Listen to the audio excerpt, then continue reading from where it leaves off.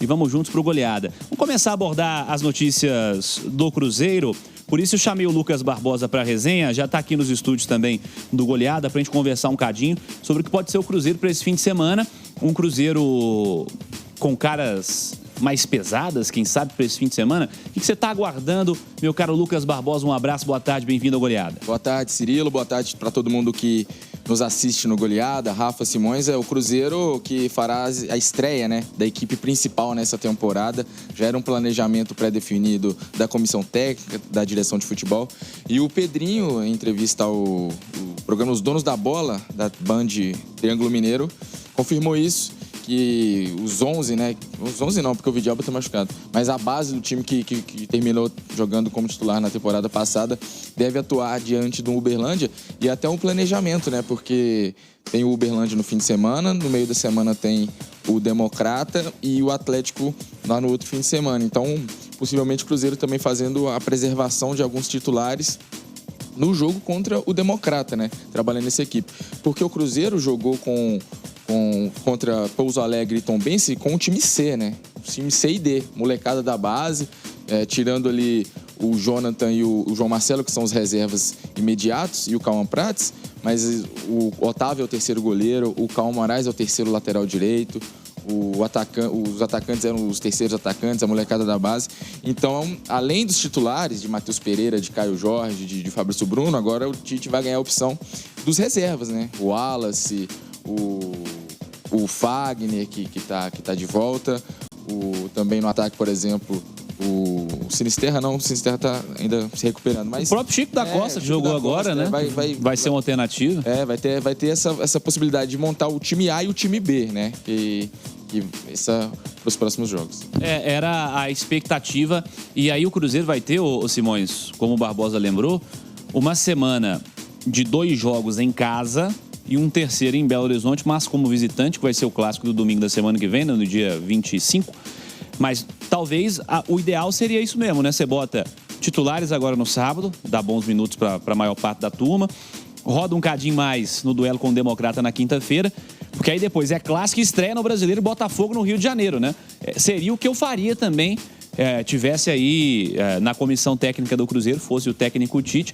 Talvez seja o planejamento ideal para evitar uma sequência muito pesada de 3 grandes jogos fortes em sequência, para pensar também no campeonato estadual com um pouco mais de calma. O Cruzeiro trabalhou bem esse comecinho de ano e ainda bem conquistou uma vitória fora de casa contra o Tombense para dar uma tranquilidade na tabela também, né, Simões? E é interessante assim, né, porque o Cruzeiro, ele vai estrear no Campeonato Brasileiro só na quinta-feira, 9h30 da noite, né?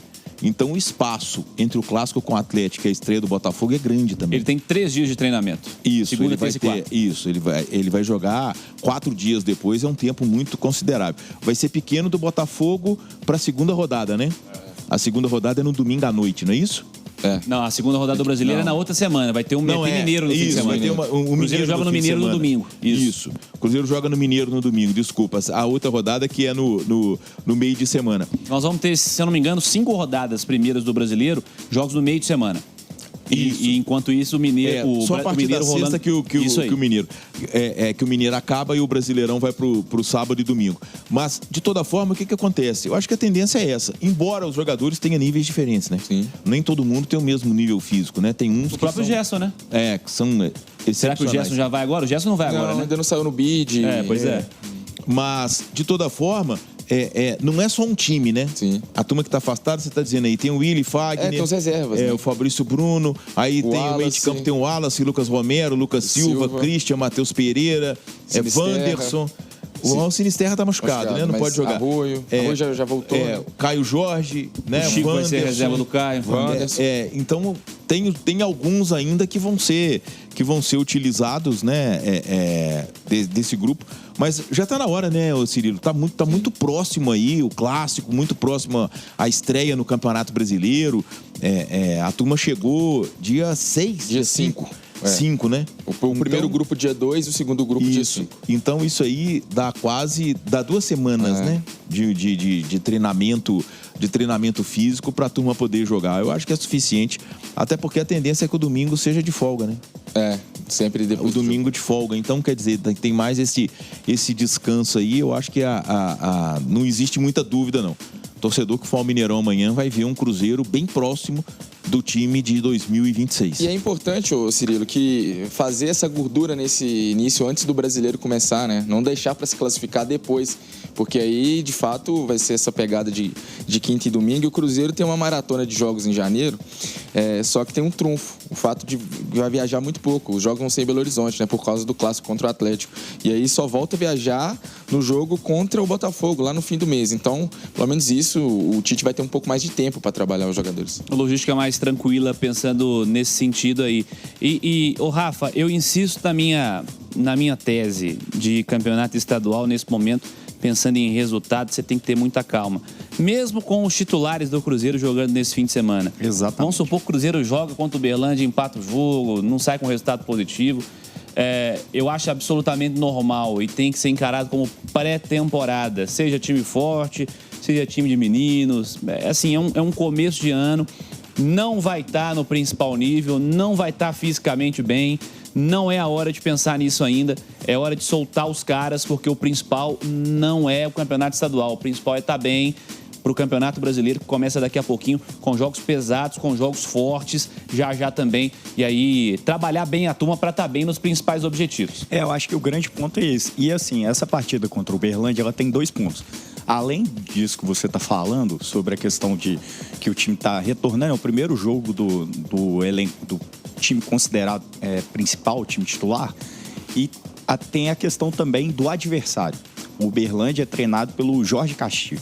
Quem é Jorge Castilho? Jorge Castilho era o treinador do Maringá na temporada. Bastante elogiado no ano passado, trabalho longo no Maringá. Exatamente. Até quando ele foi demitido pelo Maringá, ele era o segundo treinador mais longevo do futebol brasileiro. Só perdia para o Abel Ferreira. Acabou saindo do Maringá, foi para o Uberlândia e lá ele montou o elenco desse Uberlândia e ele tem um estilo de jogo bem específico, um estilo de jogo de marcação individual, de muita pressão em quem está com a bola da equipe. Então, assim, e é um time que está numa rotação um pouquinho a mais que a do Cruzeiro, por quê?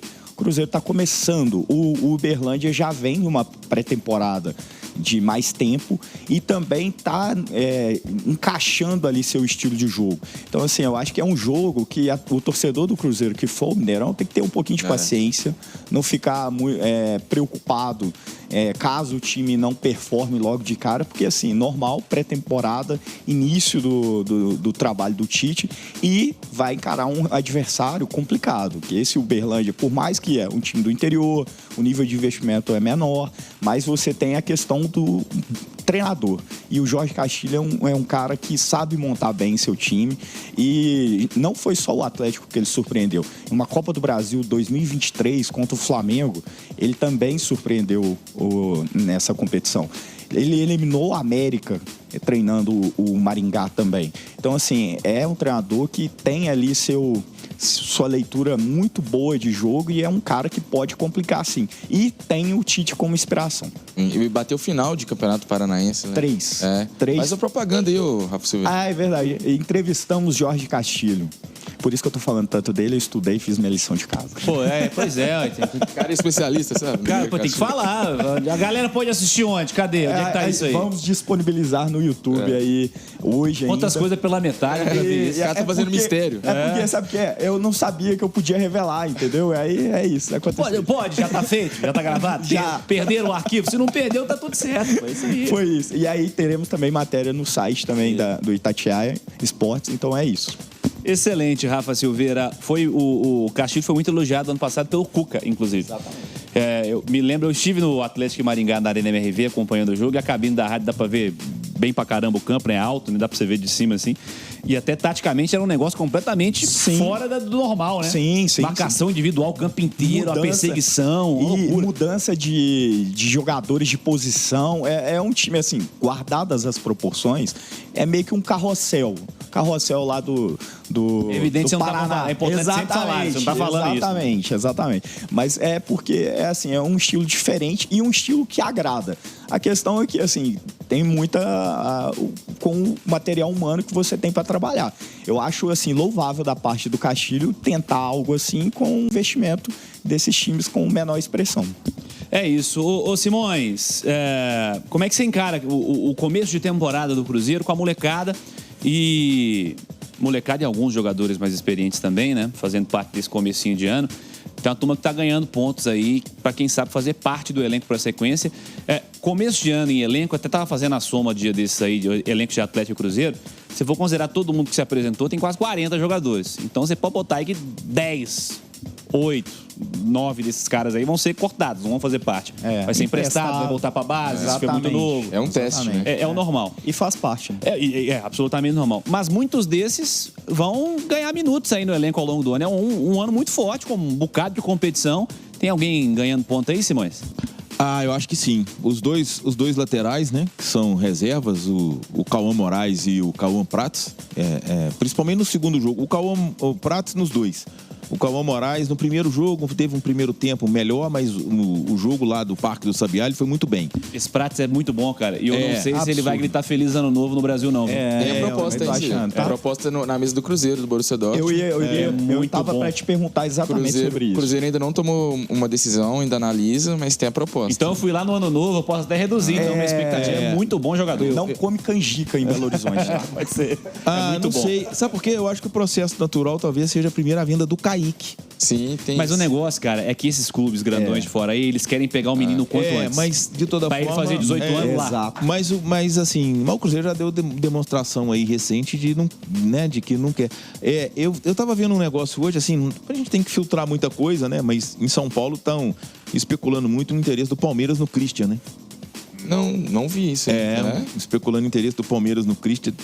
Parece que estaria disposto a pagar quase 10 milhões de euros no Christian. O Christian já revelou que antes de vir pro Cruzeiro ele teve uma proposta do Palmeiras, né? Pois então faz todo sentido. E aí ele se qualificou mais ainda sendo titular do Cruzeiro, né? É uma pressão totalmente diferente. Mas eu acho que assim, os dois laterais, tá? Eu acho que o Jonathan Jesus também subiu e ele vai ser titular do Tite. O Jonathan vai ser titular do Tite. E eu Só acho pra não deixar passar. Tô olhando no Twitter aqui esse negócio que você falou do Christian. Os caras meteram uma foto do Marquinhos, falaram assim: 12 milhões pode levar Palmeiras. O Christian passou a virada em Búzios, mas é esse aqui, ó. Falou que tomou um pouquinho de sol. Tá, porque... Ele mudou até o jeito de bater na bola também. Tá batendo com a canhota. Isso. É maravilhoso isso aqui, cara. Eu adoro a rede social. Mas não é o Marquinhos, não é o Christian que eles estão querendo. Isso. Marquinhos tá machucado, inclusive. Exato. O Jonathan Jesus, eu acho que o Jonathan Jesus seria titular até com o Vidalba do Tite, tá? O Jonathan Jesus seria titular. E quem tem me impressionado muito, o Rian Guilherme. Sim, torcida gosta muito dele. É bom jogador, né? É um primeiro volante alto, de imposição física, de bom passe. Ele lembra, sabe quem? O Wallace, quando começou no Grêmio. E o Ederson. Isso. Exato, exatamente. Então, assim, é só o início, são só 2 jogos, né? Mas eu acho que, assim, ele já vem por uma observação, né? Sim. É um menino revelado no Fortaleza, estava na 2ª divisão de Portugal. E o Joaquim Pinto... É um achado do scout. Exatamente, do scout. E tá mostrando muito bem. E eu acho também que o Japa, de certa forma, aproveitou esse momento. E um menino que, assim, me deixa a impressão de que vai ter muita bola é o Murilo Hickman, tá? Sim. O Murilo Hickman me passa uma impressão de ser um jogador extremamente maduro. Acho que ele tem 18, 19 anos, né? Foi à seleção brasileira agora, jogou o Mundial. Mas o Cruzeiro já renovou com ele. Eu acho que o ponto dele é a questão, acho que ele tem que ter mais massa muscular. Sim. Eu acho que para jogar ali ele ainda tá um pouco... A postura dele chama muita atenção. Ele é muito assim. Você vê que ele é diferente. Só que eu acho que para jogar no meio você precisa ter um pouquinho mais eu acho que de casca assim, muscular, eu acho. Ele tem decisões diferentes, assim, né? Ele tem um controle de bola diferente e tomadas de decisões mesmo de um cara que é passe vertical. Que é diferente. A gente tava conversando disso na redação esses dias, cara. Uma impressão que você teve, eu falei, concordo contigo, tive a mesma. Os meninos que o Cruzeiro mostra ao profissional, está mostrando nesse momento e mostra desde o ano passado, parece que eles sobem ao profissional com um refino técnico, né? São diferentes. Sabe? É porque, assim, fundamento, né? Exato. Porque o que tem de menino em outras bases por aí, que sobem sem fundamento, o menino não sabe dar um passe, não joga de cabeça erguida, não tem Às domínio vezes de bola. afobado em determinados lances, vai lá e comete uma falta assim, besta. A formação de base do Cruzeiro ela é absolutamente elogiável, né? E não é de hoje que o Cruzeiro está formando bem, né? O principal problema do Cruzeiro é a transição, porque você vê vários jogadores formados pelo Cruzeiro que conseguem se destacar, mas em outros clubes. Eu acho que essa geração, o Cruzeiro tem que ter esse cuidado de fazer a transição bem, como fez do Cauã Prats e do Kaique. Eu também gosto bastante do Kenji também.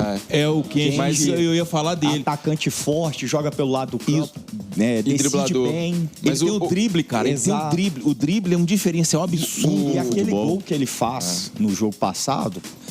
eu vi gente falando, gol de bico. Pô, fazer gol de bico é difícil demais no futebol de campo. Demais, porque você não consegue direcionar bem a bola. Porque ali é um recurso que a bola escapou um pouquinho, você vai ter que dar o bico nela. Você não consegue direcionar. E pegar bem do jeito que ele pegou é quem tem recurso. E ainda sobre o ataque, o Ryan Lelis também, ele parece muito maduro, né? É um jogador que o Kenji é mais rodado que ele, mas às vezes eu acho que o Ryan tá mais pronto até. O Lelis, você acompanha mais. Ele joga mais como centroavante ou joga mais? Não, ele é um jogador de ponta, um ponta que pode fazer a área. Tá. Tem essa questão da finalização, né? Já no Sub-20 já jogou de centroavante, mas é mais pelo lado. Dessa história de menino aí, tô monitorando aqui o itatiaesporte.com.br e uma das matérias assinadas por você hoje, ô Barbosa. Inclusive tem um print aí, pessoal, para colocar na tela sobre o Cruzeiro. Olha essa aí, ó. Cruzeiro se interessa por joia do Atlético Paranaense, pode fazer investida. Matéria que tá no nosso site, cerca de 1 hora atrás.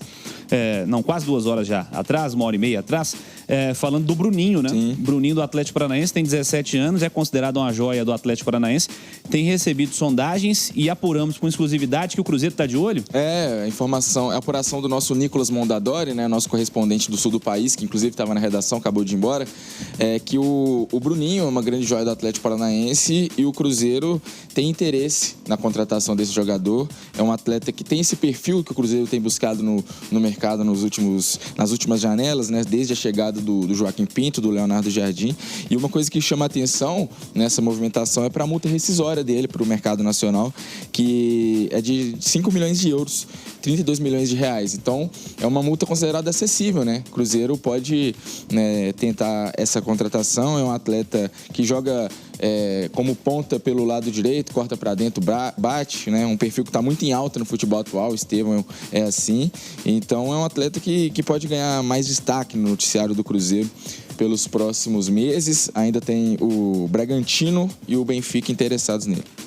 Maravilha, Barbosa, vamos acompanhando e trazendo detalhes também no nosso itatiaesporte.com.br. Lembrando que amanhã, Cruzeiro jogando em casa contra a equipe do Uberlândia. Expectativa de público bom também, agora que cada vez mais temos a certeza que as caras principais vão estar em campo, a expectativa de casa cheia de novo, né? 25 mil ingressos já vendidos, conforme divulgado pelo público, e o Mineirão trabalha com uma previsão de 40 mil torcedores para a partida, então mais um bom público do Cruzeiro no Campeonato Mineiro, né? Quase mais de, se eu não me engano, foram 35 mil contra o Pouso Alegre.